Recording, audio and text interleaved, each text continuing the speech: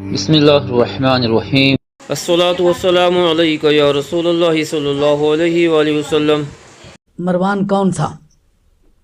مروان حضرت عثمان غنی رضی اللہ تعالیٰ عنہ کے چچا حکم کا بیٹا تھا، سگا چچا زاد تھا، اور نبی کریم علیہ السلام نے اس کے بعد کو شہر بدر کیا تھا طائف میں، اور بعد میں حکم دیا تھا کہ جو میرے بعد ہوں گے میرے خلفاء وہ اس کو اور زیادہ دور کریں گے۔ پہلے دونوں خلفاء نے نبی پاک علیہ السلام کی ہدایت کے مطابق اس کو اور دور کیا تھا، اور حضرت عثمان غنی رضی اللہ تعالیٰ عنہ اس کو واپس لے آئے تھے۔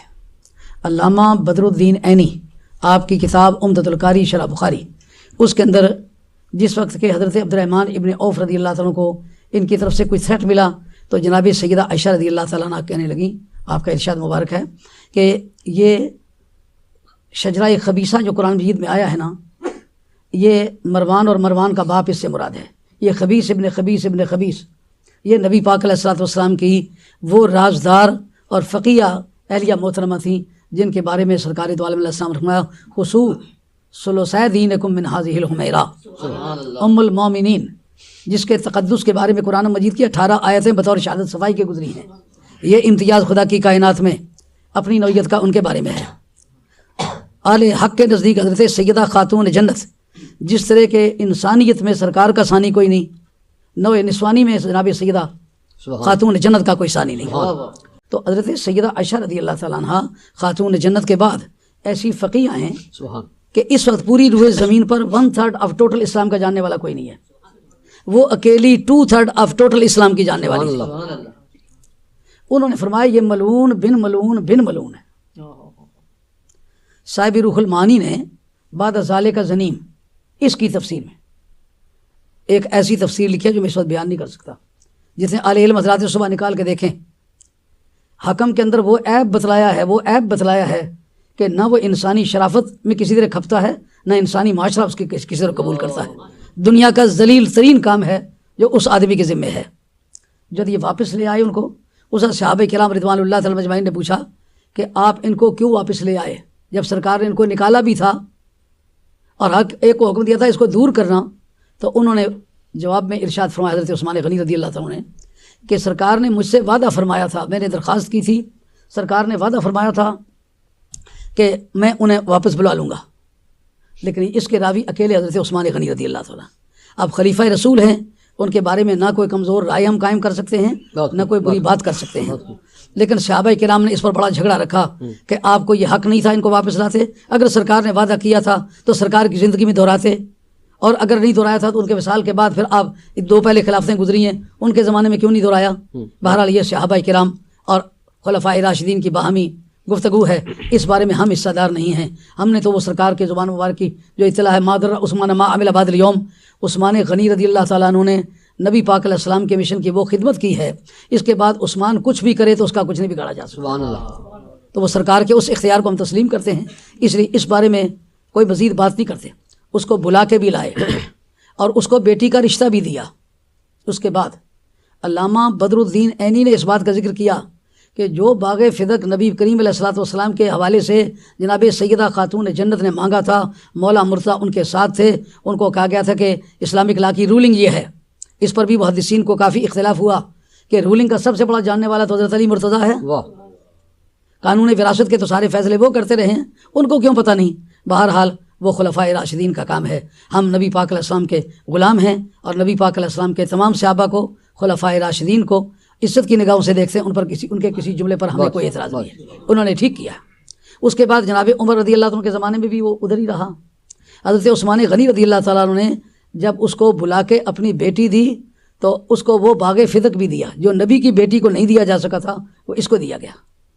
اور افریقہ کی 4 لاکھ درہم سالانہ آمدنی جو تھی وہ بھی بغیر کسی وجہ کے اس کو دی گئی، اور اس کی وجہ یہ نہیں تھی کہ حضرت عثمان غنی رضی اللہ عنہ برضا اور رغبت ایسا کیا تھا، بلکہ حضرت عثمان غنی رضی اللہ تعالیٰ عنہ تقدس، پاک بازی، خدا پرستی کا ایک پیکر تھے، لیکن شریر آدمی چاروں طرف سے گھیر لے تو آدمی سے وہ کچھ کروا لیتے جو نہیں کرنا چاہتا۔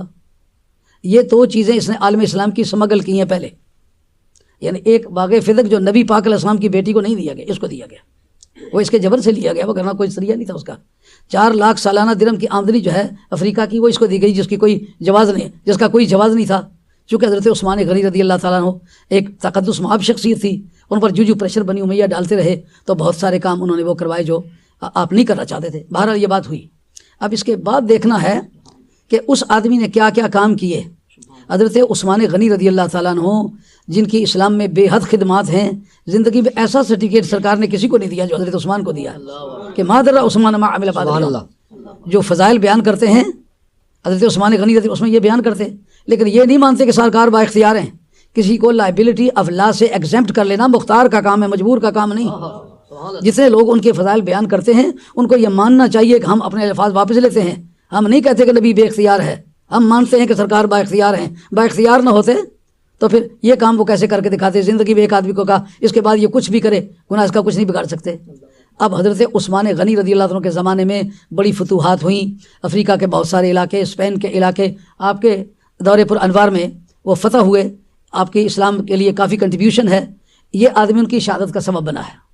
دنیا کا کوئی انسان، خواہ وہ دوست ہے خواہ وہ دشمن ہے، کبھی یہ نہیں کہہ سکتا کہ حضرت عثمان غنی رضی اللہ عنہ کسی کے خلاف سازش کی۔ جتنی مرتبہ بھی مصریوں کی طرف سے دباؤ پڑا کہ یہ آپ کے بنو امیہ کے گورنر ظلم و ستم کرتے ہیں، بے جا قتل کرتے ہیں، لوگوں کی عزتیں لوٹتے ہیں، لوگوں سے رشتے لیتے ہیں، مہربانی فرما کے ان کو واپس لے آئیں اور کوئی منصب مزاج آدمی بھیجیں۔ اب ان کے دباؤ کی وجہ سے، خاص طور پر مروان کے دباؤ کی وجہ سے، یہ ان کا میر منشی تھا، ان کا دبیر اسرار تھا، سیکرٹ سیکرٹری ان کا یہ تھا، جو بھی اندرونی پالیسی CIA کی ہے وہ یہ لڑتا تھا۔ ان کے زمانے میں اتنا بڑا استعمار جو اسلام کا بنا ہے، اسلامی حکومت، آج شاید ہی کوئی دنیا میں اس کی کوئی مثال ہو سکے۔ ان کی خدمات کو بھی دیکھنا، ایک یہی نہیں کہ کسی سے کوئی کمی بیشی ہو تو اس کے پیچھے پڑ جانا ہے، نہیں، دیکھیں انہوں نے اسلام کے لیے کیا کیا کچھ ہے۔ باقی تینوں خلیفوں نے تنخواہیں لی ہیں، حضرت عثمان غنی رضی اللہ عنہ نے اپنے دور خلافت میں کوئی تنخواہ نہیں لی، میں تنخواہ نہیں لیتا۔ آدمی جتنے بھی فریب کرتا ہے، برائیاں کرتا ہے، وہ اپنی ذات کے لیے کرتا ہے۔ جب اپنی ذات کو اس نے وڈرا کر لے تو آپ کو ماننا پڑے گا وہ ایک پاکباز انسان ہے۔ جناب بالآخر جس وقت کوئی دال نہ کر سکی، چھوٹی سی بریک ہے، اس کے بعد پھر یہ بیان۔ اچھا حضرات، مختصر یہ کہ مروان کے اس ستم ظریفیوں کے نتیجے میں جو مصر تھا وہ تہو بالا ہو رہا تھا۔ بالآخر وہ لوگ اکٹھے ہو کر کے آئے کہ آپ اس وقت اپنا گورنر واپس کر کے کوئی ایسا آدمی دیں جو اس خاندان سے تعلق نہ رکھتا ہو۔ اس موقع پر صحابہ کرام جو مدینہ طیبہ میں تھے، اکابر صحابہ جو سرکار تو علیہ السلام کے مجلس شورا کے ممبران رہ چکے تھے اور اس خلافت کے بھی وہ ممبر تھے، اور اس قانون ساز اسمبلی کے، اور جو مجلس شورا کے وہ ممبر تھے، سارے اکٹھے ہو کر کے آئے۔ انہوں نے کہا کسی اور آدمی کو آپ بھیجیے۔ اس وقت محمد بن ابی بکر کو تیار کر کے بھیجا گیا۔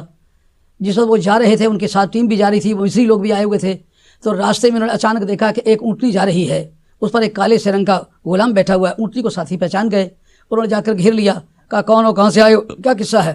اس کو چاروں ناچار یہ ماننا پڑا کہ یہ اونٹنی حضرت عثمان غنی رضی اللہ عنہ کی ہے اور میں ان کا نمائندہ ہوں، مصر میں جا رہا ہوں۔ انہوں نے کہا کوئی کتاب، کوئی رکا، کوئی چٹھی؟ انہوں نے کہا کچھ نہیں ہے۔ آخر جب انہوں نے اس سے اس کو اتار لیا، اس کے سامان کی تلاشی لی اور اس کے ایک کوزے سے ایک خط نکلا جو چمڑے کا کوزہ تھا۔ جب اس کو پھاڑا، دیکھا بیچ میں لکھا ہوا ہے کہ جو ہی آدمی پہنچتا جائے اس کی گردن اتار دو اور تا حکم ثانی انتظار کو ہم کیا کرتے ہیں۔ جب انہوں نے یہ دیکھ لیا، ان کا اس بیچارے کو ملازم ہے، کچھ نہیں کہنا چاہیے، واپس چلنا چاہیے۔ جب واپس آئے حضرت عثمان غنی رضی اللہ عنہ کی ذات پاک سے ان کی ملاقات ہوئی تو آپ تو ایک خدا پرست انسان تھے۔ ان کا اونٹنی میری ہے، یہ مور جو لگی ہوئی یہ میری ہے، یہ خط میرا نہیں ہے۔ جب تحقیق کیا تو خط مروان کا نکلا۔ اب وہ کہنے لگے مروان کو ہمارے حوالے کریں، اتنے میں مروان بھاگ گیا۔ اب وہی آدمی آپ کے شہادت کا سبب بنا۔ اس کی تفصیلات کتنی بھی لمبی ہیں مگر سبب یہ ہوا، جس آدمی نے حضرت عثمان غنی رضی اللہ عنہ کا داماد بن کے، چچا زاد بن کر کے آپ کے معاملات میں اتنی خیانت کی ہے، اس کے پیچھے نماز کی کیا بحث ہے؟ نماز تو اس کے پیچھے ہوتی ہے جس کی اپنی ہو، جس کی اپنی نہ ہوتی ہے اس کے پیچھے پڑنے کا کیا معنی؟ اب جناب حضرت عثمان غنی رضی اللہ عنہ کی شہادت سے وہ تو سٹوری ختم ہوئی، لیکن مروان تو اب سامنے آ گیا ہے۔ مروان وہ پہلا آدمی ہے جو جناب حیدر کرار کو صبح شام تبرہ بھیجا کرتا تھا۔ اب اس کا کیا یہ سمجھوتا ہوگا؟ اور یہ نہیں کہ فلاں کے پیچھے نماز پڑھی تھی، باقی ہسٹری کے واقعات کو کہتے ہیں ہسٹری کو حدیث کے مقابلے میں پیش کرتے ہو، اور یہ بھی تو ہسٹری ہے جو پیچھے پڑنے کا ثبوت لاتے ہو۔ جھوٹی بوٹی باتیں تم نے اس لیے تلاش کی ہیں تاکہ لوگوں کو ہم پابند کریں کہ امام حسن یا امام حسین جس کے پیچھے نماز پڑھتے رہے، جو علی کو تبرہ بھیجے حسن و حسین اس کے پیچھے نماز پڑھنے والے ہیں۔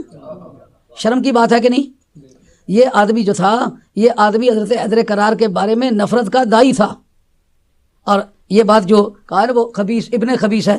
یہ مستدرک کے اندر یہ حدیث موجود ہے جو حضرت سیدہ عائشہ رضی اللہ عنہ کہتی ہیں کہ اس کے بارے میں اس وقت جس وقت یہ یہ یزید کو خلیفہ بنایا جانے لگا تو امیدوار تھے حضرت عبدالرحمن ابن ابی بکر، تو ان کو ان کی یہ پریشانی پیش آئی، آمنے سامنے آئے، انہوں نے کہا کہ تم نے یزید کو خلیفہ بنایا، یہ ایسا بدترین آدمی ہے جس کا کوئی زندگی کا ایک کام بچپنے سے لے کر اس وقت تک مسلمان والا نہیں ہے۔ انہوں نے کہا تم نہیں ہو جن کے بارے میں قرآن مجید کی آیت مذمت کے طور پر آئی ہے اف لکما، تو تم اپنے والدین کی نافرمانی کرتے ہو، بے ادبی کرتے ہو۔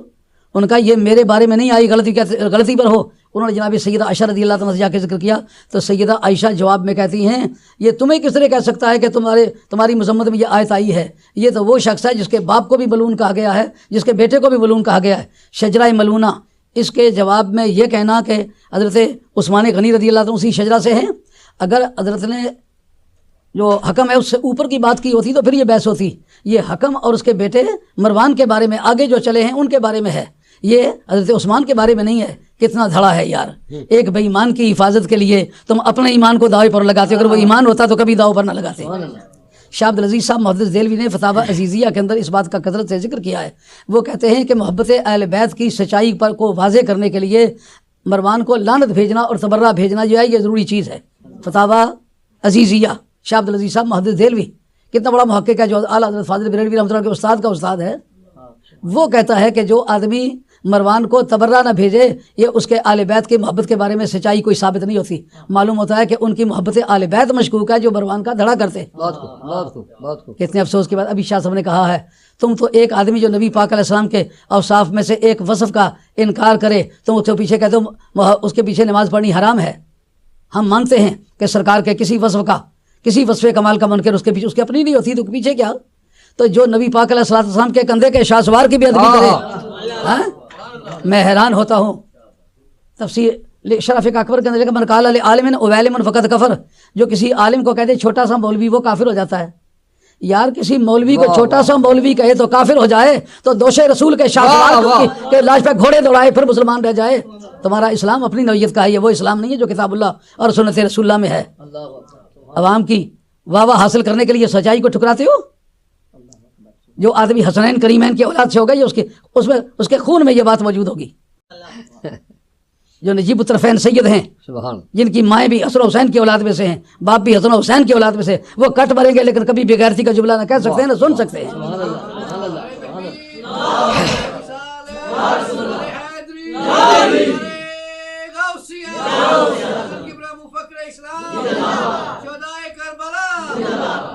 آپ دیکھیں کہ حضرت حیدر کرار کہ وہ اولاد پاک جو خاتون جنت کے بطن عطر سے ہے، ان کے سامنے ایک مسئلہ پیش ہوا۔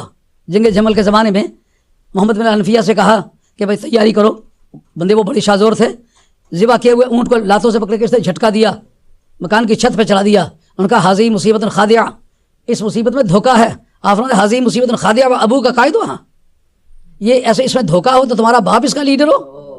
یہ ادھر ان کا سننے کے بعد حسن حسین سے کہا بیٹا تمہاری کیا رائے ہے؟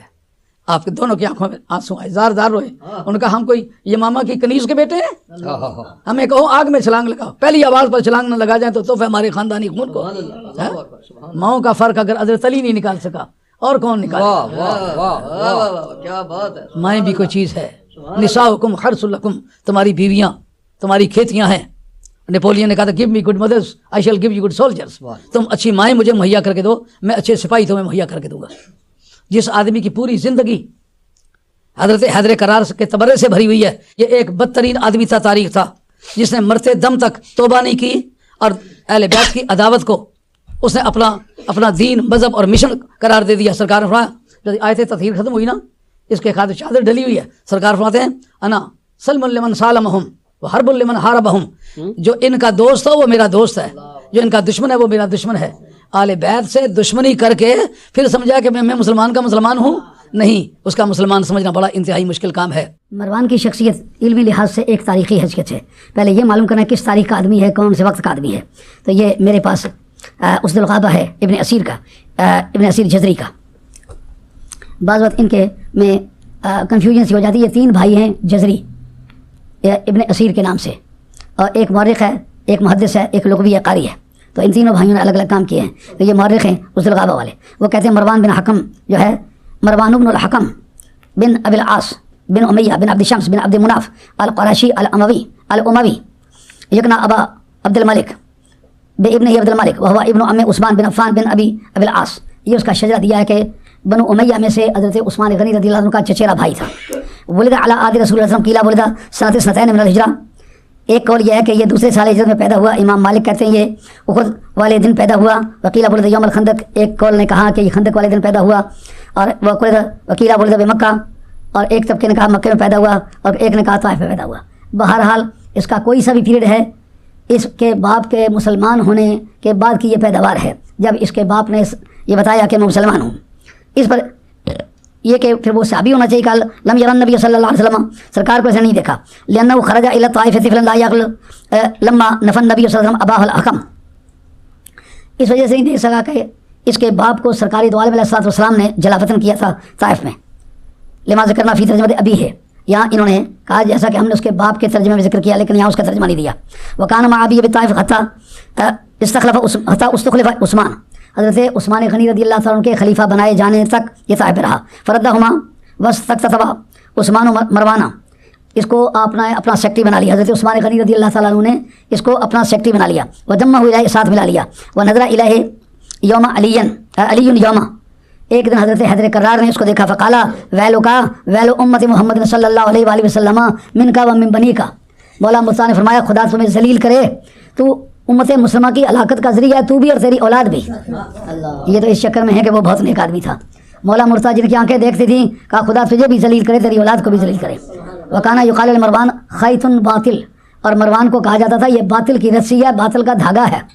तो वह दुरब यौमद दार अला कफ़ा हो, जिस तारीख हज़रत उस्मान गनी रज़ियल्लाहु अन्हु का मुहासरा बलवाइयों ने किया, उस तारीख इसकी गर्दन पे चोट लगी तलवार की। तो क़ुतिया अख़दो इल्बा वह है, गर्दन में दो रगें होती हैं, उनका इनाम है इल्बा, वो दोनों कट गई। फ़ाशा बाद का औकस, इसके बाद उसकी गर्दन टेढ़ी हो गई, छोटी हो गई। छोटी और टेढ़ी गर्दन, ये इसका हुलिया था। सर मोटा था, गर्दन छोटी थी। ये इसकी ज़ाहिरी स्ट्रक्चर है। ये उस्तुल ग़ाबा ने जिक्र किया है। और जनाब हैदर करार ने फरमाया खुदा तुझे जलील करे, तेरी वजह से और तेरी औलाद की वजह से उम्मत मुसलमान रुसवा होगी। इसके बाद ये मेरे हाथ में मुस्तदरक है इमाम हाकिम की, इसके सवा 526 पर है। 526 पर इसका तारफ़ लिखते हैं कि जनाब सैयदा आयशा रज़ियल्लाहु ताला अन्हा ने इसके बारे में क्या कहा, इसके बाप के बारे में क्या कहा। काला अबू बकर बिन अबी मरियम हदसना अम्मार, बात करते करते बुरार तक पहुँचे। कहते यक़ूल समेत रसूलुल्लाह सल्लल्लाहु अलैहि वसल्लम हलाको हाज़िल उम्मत अला यदै गैलिमतिन मिन कुरैशिन। हज़रत बिलाल हबशी हज़रत अबू हुरैरा रज़ियल्लाहु अन्हु कहते हैं कि हज़ूर ने फरमाया कि मेरी उम्मत की हलाकत कुरैश के छोकरों के हाथ से हो गई। इस हदीस का सबूत पेश करते वक्त हज़रत हाकिम ने कहा कि इस हदीस के मुताबिक भी हैं और मुशाहिद भी हैं। मुताबिक और मुशाहिद के लिए मैं मुक़द्दमा इब्न सलाह लाया हूँ, अगर वक्त होता तो मैं इसकी तशरीह करता। यानी दूसरी हदीस से हवाले मिल जाते हैं, इसी माने की तायीद करते हैं, उनको कहते हैं मुशाहिद और मुताबिक। यहाँ पर कहा कि नबी करीम अलैहि सल्लम की ज़ात पाक जो थी, काना ला यूलदु लिअहदिन मौलूदुन इल्ला उतिया बिहिन नबी सल्लल्लाहु अलैहि वसल्लम फदआ लहु फउदखिला इलैहि मरवान इब्नुल हकम, कि जिस वक्त किसी के वहाँ बच्चा पैदा होता तो बरकत के लिए वो सरकार की बारगाह में दुआ कराने के लिए, दम कराने के लिए लाता। तो मरवान को भी लाया गया। सरकार ने फ़काला वल वज़गो इब्नुल वज़गे अल बलऊन इब्नुल बलऊन, फरमाया ये छुपकली बेटा छुपकली का है, और ये खुद लानती है और उसका बाप भी लानती है। ये जो जलावतन किया इसके बाप को ये साथ गया था, वो जलावतनी की किस्सा तो नहीं बयान किया, उसको तलाश करने में बड़ी खासी दिक्कत हुई, कोई उसका सुराग ना मिले। वो फिर मैं बताता हूँ कि किससे सुराग उसका तलाश किया, उसकी वजह जब पता चलती है जलावतन क्यों किया था, फिर बात खुल जाती है। इससे पता चला कि ये नबी पाक सल्लल्लाहु अलैहि वसल्लम की ज़बान से मलून है। हाँ हजूर है। और सैयदा आयशा खुद कहेंगी, सैयदा आयशा ने वो बात कही है, वो मैं भी बात बयान करता हूँ। ये मेरे पास देखते हैं कि उस्तुल ग़ाबा है, ये भी इब्न असीर का, ये लेकिन ये दूसरा भाई है, ये दोनों अलग है। इसका सफ़ा 37 है, सफ़ा 37 पर ये जिल्द नंबर 2 है, सफ़ा नंबर 37 है। इसमें वो रुदाद है कि जिसके तहत उनको निकाला गया था। जी कुन्ना मअन नबी सल्लल्लाहु अलैहि वसल्लम हकम इब्न अबिल आस फ़क़ाल नबी वैलुल लि उम्मती मिम्मा फ़ी सुल्ब हाज़ा। ये बात किसने कही थी? जनाब सैयदा आयशा ने ये रवायत की है कि एक मरतबा हकम बिन अल आस सरकार के सामने से गुजरा, तो फिर सरकार ने फरमाया वैलुल लि उम्मती, ये आदमी मेरी उम्मत की ज़िल्लत है, लेकिन किसे मिम्मा फ़ी सुल्ब हाज़ा, इसकी पुश्त में जो है ना उसकी वजह से मेरी उम्मत को ज़िल्लत होगी। वह हुआ तरीद रसूलुल्लाह सल्लल्लाहु अलैहि वसल्लम, और वो सरकार का शहर बदर किया हुआ है।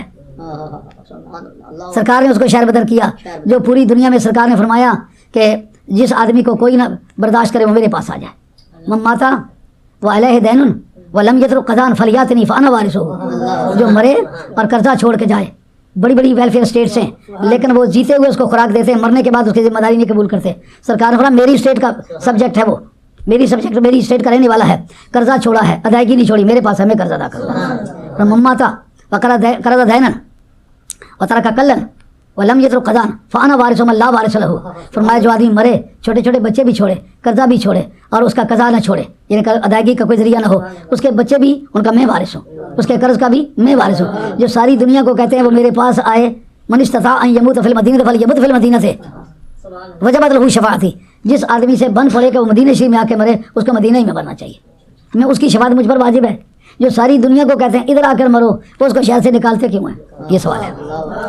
नफ़ाउ मिनल मदीनति इला ताइफ, उसको आपने ताइफ की तरफ जला वतन किया। व खराजा माऊ इब्नुहु मरवान, और उसके साथ ही मरवान को भी सरकार ने निकाला। वकीला इन्ना मरवान वलद बि ताइफ, बाद जगह ताइफ में वो पैदा हुआ है, जैसे कि पहले जिक्र कर चुका। व कद इख्तलफ़ फ़ी सबब अल मुजब लिनफ़ी रसूल रज़म इय्याहु, जिस सबब से उसे निकाला है उसमें इख्तलाफ किया गया कि क्या सबब था, क्या सबब था, क्या, लेकिन जिस पर सब लोगों ने इत्तेफाक किया है वो ये है, कान यहकी रसूलुल्लाह सल्लल्लाहु अलैहि वसल्लम फी मिशियतिही व बाज़ हरकातिही, वो सरकार की नकलें उतारा करता था। सरकार की ज़ात पक नकल के काबिल है, उसका मजाक उड़ाने के लिए तेरा कद तो नाज़िर दार है, कोई बिसल हो तो मिसाल दे, नहीं गुल के पौधों में डालियाँ के चमन में सर्वे चमा नहीं। आला हज़रत का मसलक रखने वाला क्यों पता नहीं है कि आला हज़रत का मसलक क्या है।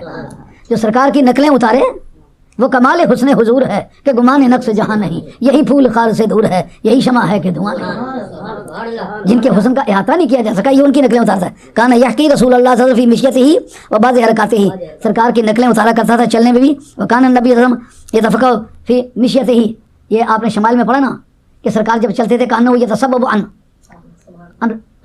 मकामिन रफ़ीन, ऐसे जैसे सरकार ऊंची जगह से नीचे उतर रहे हैं इस तरह सरकार चला करते, बड़ी संजीदगी से पाँव रखा करते। तो ये क्या कहते फलता फतयौन पर आओ ये तखलज, सरकार ने उसकी तरफ मुड़ के देखा तो वो लड़खड़ा के चलता है सरकार की नकल उतारने के लिए। जब ये बात सरकार ने देखी फरमाया कुन कज़ालिक, इसी तरह हो जा, फिर जिंदगी भर लड़खड़ाते ही रहा। अच्छा, और उसके बाद वो लड़खड़ाता फी मिशती फी मिन यौमइज़िन, उस दिन के बाद वो लड़खड़ाता ही रहा। इसके बाद कहा कि इन्नल लईना अबू का, सरकार हुआ तेरा बाप लईन है, तू खुद लईन है। फ़रूया नाशिद रज़ियल्लाहु मिन तुरुक़िन ज़करहा इब्न अबी ख़ैसमा, हज़रत सैयदा आयशा से रिवायत की है, वो कहते हैं जनाब सैयदा आयशा कहती हैं अन्नहा क़ालत li मरवान बिन अल-हकम, उन्होंने मरवान बिन अल-हकम से ये बात कही, ख़ीना क़ाला li अख़ी अब्दुर्रहमान बिन अबी बकर, जिस वक्त हज़रत अब्दुर्रहमान इब्न अबी बकर से कहा लम्मा तना मिन अल-बैअत li यज़ीद बिन मुआविया बिवलायत अल-आद मा क़ाल, उन्होंने कहा कि यज़ीद से बैत करो, सन 50 में उसके वलियात होने का ऐलान किया गया। इनसे कहा गया कि आप उनसे बैत करें, अब्दुर्रहमान इब्न अबी बकर से।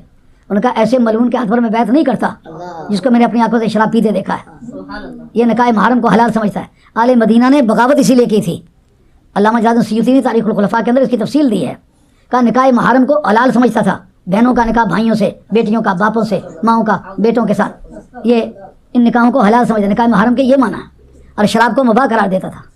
और हज़रत क़ाज़ी साहब पानीपती ने तफसीर मज़री में 3 मकामात पर अपनी तफसीर मज़री के अंदर लिखा ये काफिर है। उन्होंने कहा कि अगर दीन मोहम्मदी में ये शराब जायज़ नहीं है तो मैं दीन मोहम्मदी को छोड़ता हूँ, दीन ईसा के मुताबिक पी लेता हूँ। इसने कहा मैंने अपने बुजुर्गों का बदला जो बदर में हमें पेश आया लिया कि नहीं लिया नबी पाक की औलाद से, जो कुफर का बदला इस्लाम से ले मुसलमान रहता है। ये बातें जब उन्होंने कहीं तो फिर इन्होंने उनको कत्ल करना चाहा। वो असल में उम्मीदवार थे कि मैं अब सहाबा किराम में से जो सबसे पहले खलीफा थे उनका साहबजादा हूँ और सबसे ज़्यादा पढ़ा लिखा हूँ, अब मेरा मौका आया है कि उनके वफ़ात के बाद मुझे खलीफा बनाया जाए। जब इस तवक्को में थे तो अचानक उसको जब यजीद के मतलब ऐलान कर दिया गया जिसमें दुनिया भर के माहिर थे, तो फिर उन्होंने कोई हल्की फुल्की बातें इसके बारे में की। तो अम्मा अंत या मरवान फशद अन्ना रसूलुल्लाह सल्लल्लाहु अलैहि वसल्लम लाना अबा का, उस जनाब सैयदा कहती है मरवान इस बात के गवाह रहो अल्लाह ने हज़ूर अलैहिस्सलाम ने तुम्हारे बाप को लानत की थी, वंता फी सुल्ब ही, और तू उसकी पुश्त में था उस वक्त। कद रुबिया फी लान ही नफ़ी हदीन कसीरा, जो उसके धड़े के लोग हैं उन्होंने इसको बचाना चाहा। बचाने के लिए क्या बात पेश की, तमाशे की बात है। वो कहते हैं कि सरकार ने फरमाया है मैं जिस पर लानत करूं वो लानत नहीं रहती, रहमत में बदल जाती है। अब अगर इस हदीस को मान लिया जाए तो सरकार ने फरमाया मन सब्बा सहाबियन लानहुल्लाहु सुब्हानहु व तआला, जो मेरे सहाबी को बुरा कहे गाली दे उस पर अल्लाह की लानत है। اگر سرکار کی لعنت پھر رحمت بدل جاتی ہے، اس کا مطلب صحابہ کو گالیاں دینا پھر بڑا کار خیر ہوا؟ نہیں، صحابی کی شان میں کوئی برائی بیان کرنا انتہائی بدبخت اور خدا کی رحمت سے دھتکارے ہوئے آدمی کا کام ہے۔ ہم اہل سنت ہیں، ہم نبی پاک علیہ السلام کے کسی صحابی کے بارے میں نہ بدگوئی کو حلال سمجھتے ہیں، نہ کرتے، نہ کرنے دیتے ہیں۔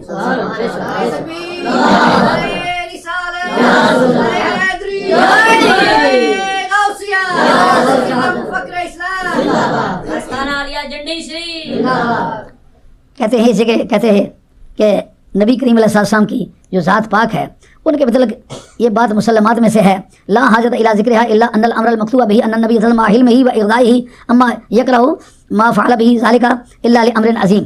کہا کہ سرکار جو ہر بات کو برداشت کر کے دعائیں دینے والے ہیں، جب ان کو شہر سے نکالے، ایک اکیلا ہی آدمی ہے جس کو شہر بدر کیا ہے، دنیا بھر کے لوگوں کو اکوموڈیٹ کیا ہے، پناہ دی ہے، اس کو شہر سے نکالے، کوئی بہت ہی بڑا کام ہوا ہوگا، کوئی معمولی کام نہیں ہوا ہوگا۔ ولم یزل منفیا حیات النبی صلی اللہ علیہ وسلم، حضور کی زندگی بھر میں یہ واپس نہیں آیا۔ فلما ولی ابو بکر الخلافہ، جب حضرت ابو صدیق رضی اللہ عنہ کو خلافت سپرد کی گئی، قیل لہ فی الحکم لیردہ الی المدینہ، ان سے کہا گیا کہ اس کو مدینہ سے واپس لائیں۔ فقال ما کنت لاحل عقدۃ عقدھا رسول اللہ صلی اللہ علیہ وسلم، ان کا میں وہ گانٹھ کھولنے کے لیے تیار نہیں ہوں جو سرکار نے گانٹھ ماری ہے۔ وکذالک عمر، جناب عمر سے بھی ایسے ہی کہا گیا، انہوں نے بھی ایسے ہی جواب دیا۔ فلما ولی عثمان رضی اللہ عنہ الخلافہ ردہ، جب حضرت عثمان غنی رضی اللہ عنہ کو خلیفہ بنایا گیا، وہ اس کو واپس لائے، اور صرف واپس نہیں لائے بلکہ اس کو اپنی بیٹی کا رشتہ بھی دیا۔ صرف اس کو رشتہ نہیں دیا بلکہ اس کو اپنا میر منشی بنایا، اس کو جنرل سیکرٹری اپنا بنایا۔ یہ عملاً تو وہ آدمی خلافت کے کام کرتا تھا، قانون کے طور پر ان کو استعمال کرتا تھا۔ پھر وہ باغ فدق جو حضرت سیدہ کے مطالبے پر نہیں دیا گیا تھا، وہ اس کو دیا گیا تھا۔ پھر 4 لاکھ سالانہ مال گزاری افریقہ کی حضرت عثمان غنی رضی اللہ عنہ کے دور حکومت میں، دور خلافت میں اس کو دی جاتی تھی۔ یہ وہ آدمی ہے۔ اب یہ کہ ایک صحابی نے ایسا کام کیا ہے، صحابی خلیفہ رسول ہیں، خلیفہ برحق ہیں، اور یہ معاملے خدا کی بارگاہ میں پیش ہونے والے ہیں۔ ہم ان کے بارے میں نہ کوئی کمزور رائے رکھتے ہیں، نہ ان کا ذکر برائی سے کرتے ہیں، مگر اس آدمی نے ایکسپلائٹ کیا ہے اسلامی حکومت کو۔ اور ان سے پوچھا گیا آپ نے ایسا کیوں کیا؟ انہوں نے کہا میں نے سرکار سے گزارش کی تھی، سرکار نے وعدہ کیا تھا واپس آؤں گا۔ سرکار کے صحابہ نے کہا کہ حدیث متواتر کے مقابلے میں خبر روایت قابل قبول نہیں ہے، اسی پر ان کے حالات خراب ہوئے، اور یہی باعث بنا ہے ان کے شہادت کا۔ اب دیکھیے شاہ عبد العزیز صاحب محدث دہلوی، ان کا فتاوی عزیزیہ، اس کا